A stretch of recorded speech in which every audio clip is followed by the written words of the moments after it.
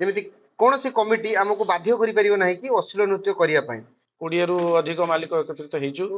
ଯେମିତି ପର ମୁହୂର୍ତ୍ତରେ ଆମକୁ କୌଣସି କମିଟି ହଇରାଣ କରିପାରିବ ନାହିଁ। ଯଦି ସେଇ ଅଶ୍ଳୀଳ ନୃତ୍ୟ ନ କରିବା, ସେ କୌଣସି କମିଟି ହଇରାଣ କରେ ତାହେଲେ ସମସ୍ତ ମାଲିକ ବନ୍ଧୁମାନେ ଯାଇ ସେ ଜାଗାରେ ଛିଡା ହେବେ।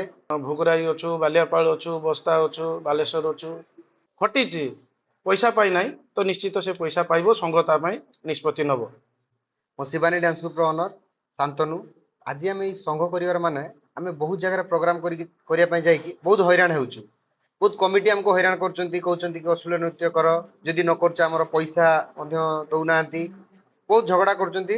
ସେଥିପାଇଁ ଆମେ ଆଜି ସବୁ ମାଲିକ ମାନଙ୍କୁ ନେଇ ଗୋଟେ ସଂଘ କଲୁ, ଯେମିତି ପର ମୁହୂର୍ତ୍ତରେ ଆମକୁ କୌଣସି କମିଟି ହଇରାଣ କରିପାରିବ ନାହିଁ। ଯଦି କୌଣସି କମିଟି ହଇରାଣ କରେ ତାହେଲେ ସମସ୍ତ ମାଲିକ ବନ୍ଧୁମାନେ ଯାଇ ସେ ଜାଗାରେ ଛିଡା ହେବେ। ଯେମିତି କୌଣସି କମିଟି ଆମକୁ ବାଧ୍ୟ କରିପାରିବ ନାହିଁ କି ଅଶ୍ଳୀଳ ନୃତ୍ୟ କରିବା ପାଇଁ।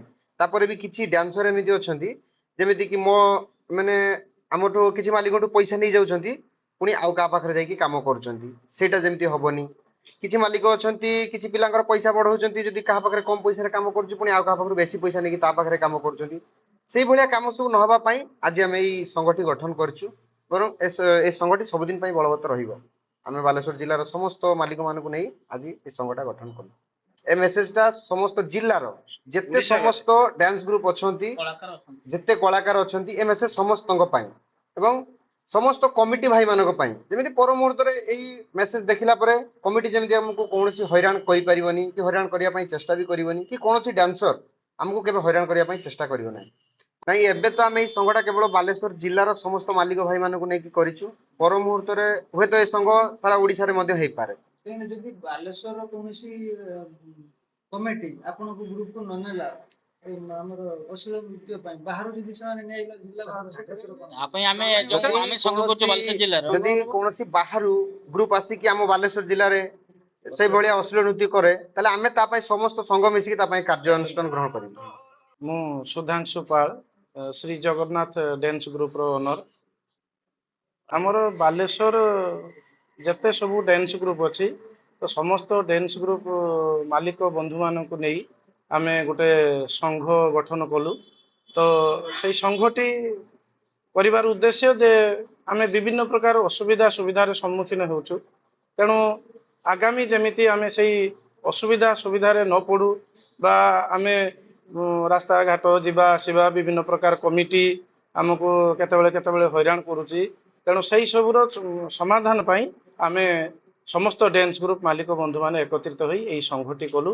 ତ ଯେମିତିକି ଏଇ ସଂଘଟି ଆଗକୁ ଆମର ଷ୍ଟ୍ରଙ୍ଗ ହେଇ ରହିବ, ବଳବତ୍ତର ହେଇ ରହିବ, ସମସ୍ତ ବନ୍ଧୁମାନେ ଏଥିରେ ସହଯୋଗ କରିବେ ଏବଂ ଧୀରେ ଧୀରେ ଆହୁରି ସୁଦୃଢ଼ ହେଇ ଚାଲିବ। ସେଇ ଉଦ୍ଦେଶ୍ୟରେ ଆମେ କଣ ନିଷ୍ପତ୍ତି ନେଲେ ଶୃଙ୍ଖଳା ପାଇଁ? ଶୃଙ୍ଖଳା ପାଇଁ ନିଷ୍ପତ୍ତି ନେଲୁ ଯେ ଆମେ କୌଣସି ପ୍ରକାର ପିଲାମାନେ ଯୋଉ ପ୍ରକାର ଡିଷ୍ଟର୍ବାନ୍ସ କରନ୍ତି ବା ଆମେ କେମିତି ପିଲାଙ୍କୁ ସେଇ ପ୍ରକାର ଅସୁବିଧାରେ ପକେଇବୁ ନାହିଁ, ବା ଷ୍ଟେଜରେ ଯୋଉ ଅଶ୍ଳୀଳ ନୃତ୍ୟ ସବୁ ହଉଛି ସେଇ ଅଶ୍ଳୀଳ ନୃତ୍ୟ ନ କରିବା, ସେଇ ପାଇଁ ଆମେ ସବୁ ନିଷ୍ପତ୍ତି ନେଲୁ। ଏଇ ବାବଦରେ ଆମେ ନିଷ୍ପତ୍ତି ନେଲୁ ଯେ ଯଦି କୌଣସି ଗ୍ରୁପ ଏଇଭଳି କିଛି କାମ କରେ ଯେ କମିଟି ପାଖରେ ମିଛ ସତ କହିକି କଲ୍ ଧରି ନେଉଛି, ଜଣଙ୍କର କଲ୍ ଛଡେଇ ନେଉଛି, ତ ସେଥିପାଇଁ ସଂଘ ଦୃଢ ନିଷ୍ପତ୍ତି ତାଙ୍କ ପାଇଁ ନେବ ବା ତାଙ୍କୁ ଦଣ୍ଡନୀୟ କରାଇବ।